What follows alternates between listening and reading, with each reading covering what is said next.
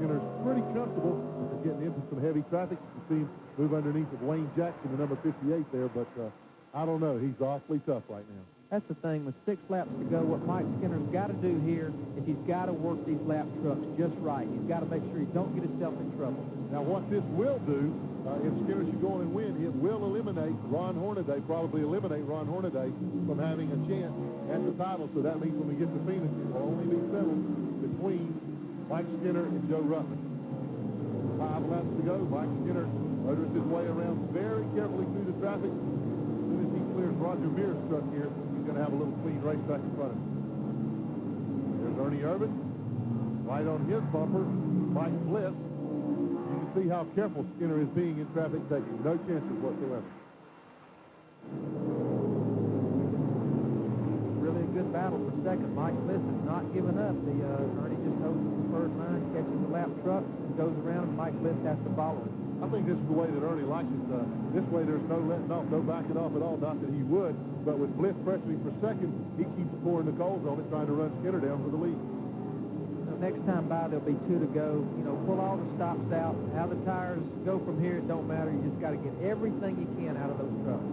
Tremendous battle. Skinner has completely clear racetrack in front of him.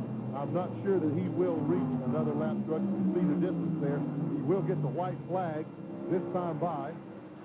Excuse me, next time by. So only 2 laps to go. I'm not sure if he'll catch that traffic or not. If he does, it's just the 1 truck, or the 0-1 truck of Rick Johnson. Johnson will get down out of the way, give him plenty of room for the race leader. You can see Ernie and Mike Bliss's truck. They really slow down in the center of the corner. This is a sign that, hey, my tires have got 100 laps on them. I'm doing all I can do. They're not tired, folks, but those racing tires for Goodyear are right now. They put them through the test today. Just a couple of laps ago. And Mike Bliss moves on the inside of Ernie Irvin going down the backstretch. They're running up on some lap traffic. Bliss moves up high on the racetrack. What a great battle for second. Ernie breaks it loose coming off the corner. They get the white flag. And it looks like Bliss may have the second position. He does. He moves by Irvin to take it from him.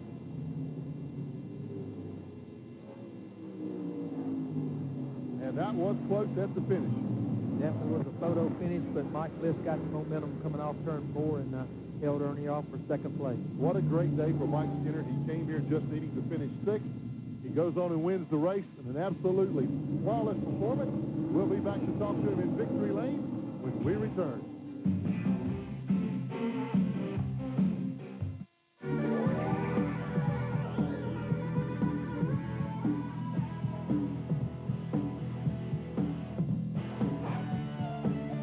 Get into super truck racing just to add another trophy to our collection or to add another 15 minutes to our fame.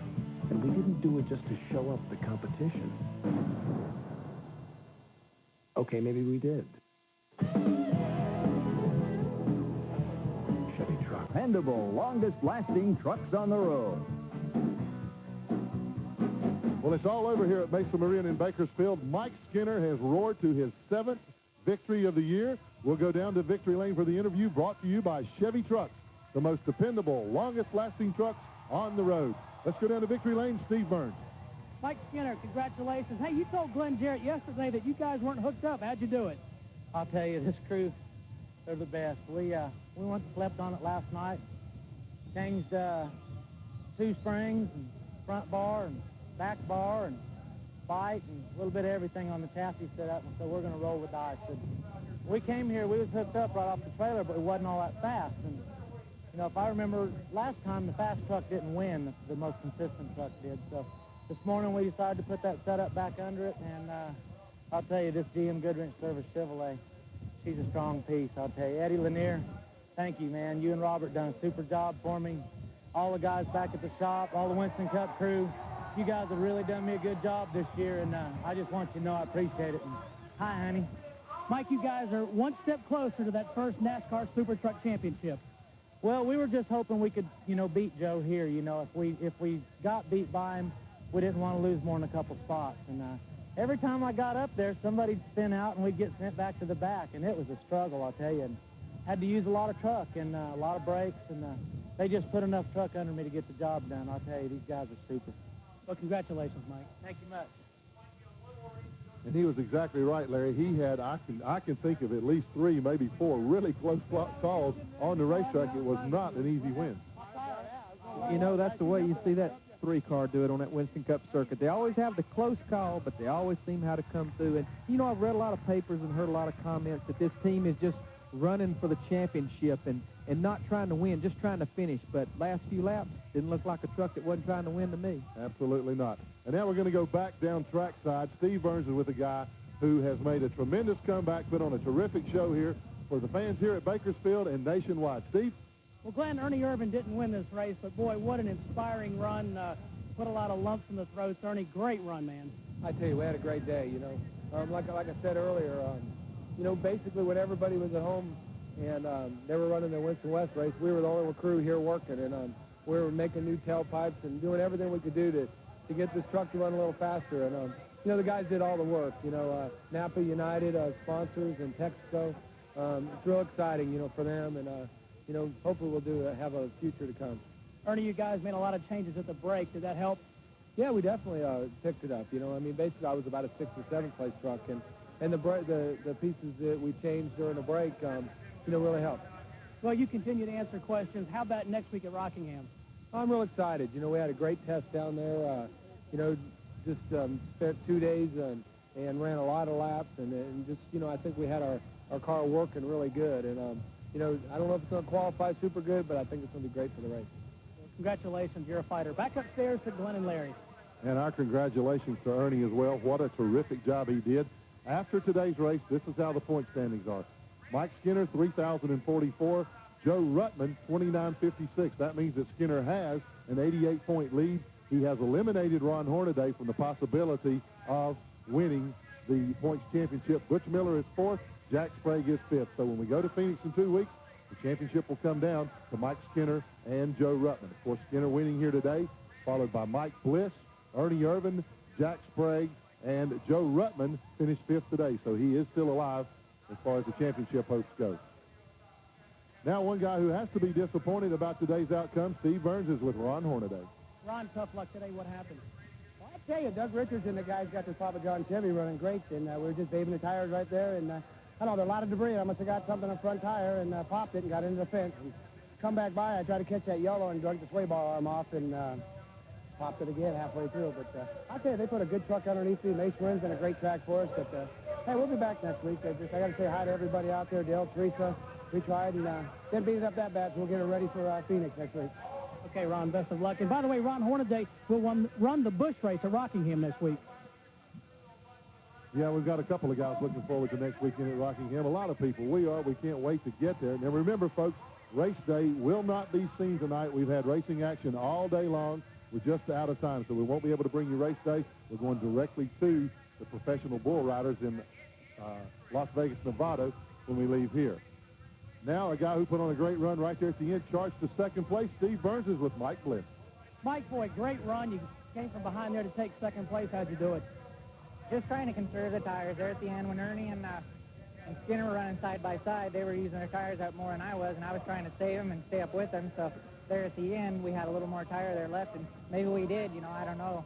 Traffic was a factor there at the end, but I'm just tickled to death. You know, I mean, we didn't have Barry with us. I wish you were here, Barry. We made one more spot, would have been better, but we did. Our guys worked hard, you know, and I want to thank Old Wheels, ASC Ford, you know, for putting me in the truck, and I mean, we did all right today. I'm pretty happy.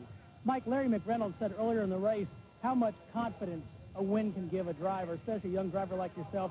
How did North Wilkesboro help your confidence? I've raced a lot of things, and the first win is always your hardest win. Then after that, they come easier. So you get that confidence built up, you know, I can run with these guys, I feel like, you know, and that's what happens when you win. You feel like you can run with them. So then you got a little bit of, you know, you got that riding on your shoulders. Obviously enough confidence to let you run door handle to door handle with Ernie Irvin. Yeah, that was fun. That was a good time coming out of turn 4. I felt like I was on dirt, you know. We just hung it out, and I think Tack was turning about $9,000 coming out of there. Okay, thanks a lot, Mike. Good run. Thanks. I think he's excited, Larry. What a great job he did. We're going to take a break. We'll be back to wrap things up here at Bakersfield. Terrific day for Mike Skinner as he goes to his 7th victory of the year. One more race to go in the series. We'll bring it to you from Phoenix, October 21st, the AC Delco 200 for the Busch Grand National Cars, live on TNN. That begins, as I said, at 2 p.m. Eastern Time. Then on Sunday, more racing from the Rock, the AC Delco 400. That starts at 12:30 p.m. Larry McReynolds, you'll be there also, but not with TNN. Well, I'll be there on Saturday with you guys working the Busch race. But, you know, this has been a great race here today at Bakersfield. I never had been to Bakersfield, and the weather's beautiful. The crowd was great. Wow, what some competitive racing. And, you know, it's sad for Ron Hornaday. Led 106 laps and just didn't work out at the end. Ernie Irvin finishing third. I think the Super Truck Series by Craftsman is here to stay. Oh, absolutely. As you've taken a look at the unofficial results there, Ron Hornaday will pick up the Plasticoat, the Vent Visor Laps Led Award. That's a $500 bonus that he will get, and he really closed the gap that Mike Skinner had on him for that season-ending $5,000 bonus. Speaking of Mike Skinner, let's go down to talk to his truck owner, Richard Childress. Well, Richard Childress has won a bunch of Winston Cup races and Winston Cup championships, but what do you think about this truck deal, Richard? Exciting race today. Yeah, I mean, it was a great race all day long. To watch Ernie and Mike race there hard at the end, and the whole racing all day long. I was watching right in front of them. There was like 4 trucks side by side just getting after it, and they were racing for a position. That's the way this series has been all year. It's a great series. Now, Richard, I've seen you nervous on pit road when Dale's racing. Do you have the same emotions here for the truck series? Well, yeah, really I do. You know, I think I get a little more nervous here because all this is new to us, but you know, it's a lot of fun being involved with Mike Skinner and this whole team. And, you know, it's a young team, and they're really out having a good time. Okay, it seems like you are too, Richard. Thank you. Congratulations.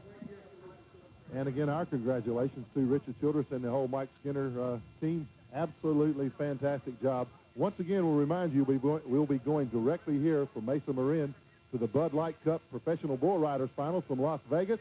We will not be able to bring you race day. We've raced all day long, folks. We're a little bit tired, so no race day tonight. No, Glenn, I believe if they put a bulldozer series together, Richard Childress would figure out how to assemble the driver and assemble a group of guys to try to win that championship. And you know what's got to be on their mind? I know winning the championship is important, but nobody can ever take away that their names would go in the record book as the first Super Truck Series champion. Oh, absolutely. You know, another thing that all these guys are looking for, the manufacturers have gotten behind this so much, they're posting awards. The highest finishing truck in the series standings at the end of the year, both are from all three, from Ford, from Dodge, and from Chevrolet. Each guy will receive a $5,000 bonus. So, you know, you're talking about that tussle. Mike Skinner looks like if he wins it, obviously, he'll get it for Chevrolet. You know, not only is the competition getting great in this series, but you just talk about all these awards. The awards just keep escalating, and when they go to that banquet in San Francisco, there's going to be some strong dollars passed out. Oh, absolutely. We were happy to be here at Bakersfield today. This has been one of the most exciting. I've heard a lot about this place. It's my first time here also, and we likened it. You folks that were tuned in on TNN all afternoon, you saw the All-Pro race from Nashville. This place looks very similar to Nashville. The excitement, the racing action, just as good as at Nashville Raceway. And, you know, I asked why Mesa Marin. How did it get its name? Is this the county we're in or what? And I guess one of the first investors in this racetrack that was with the Collins family, his daughter was named Mesa Marin. When he went away, the Collins says, why change the name? So for 22 years, it's been called Mesa Marin. Well, how do you find this stuff out, Larry? And I missed that completely. I didn't have any idea. I thought there was a big Mesa out there somewhere. We've had fun, folks. We appreciate you joining us here today on TNN for a full day of racing activity. I'm Glenn Jarrett, saying so long for Larry McReynolds, who's been along with me in the booth. Thanks for your help, Larry. See you next week at Rockingham. Steve Burns, outstanding job in the pits down there today. Kept us up to date with everything that was going on. Remember, Professional Bull Riders Rodeo from Las Vegas coming up next. We've had a fun day here. Be in tune on TNN next week from Rockingham. More NASCAR racing action. For all the crew, this is Glenn Jarrett saying so long, everybody.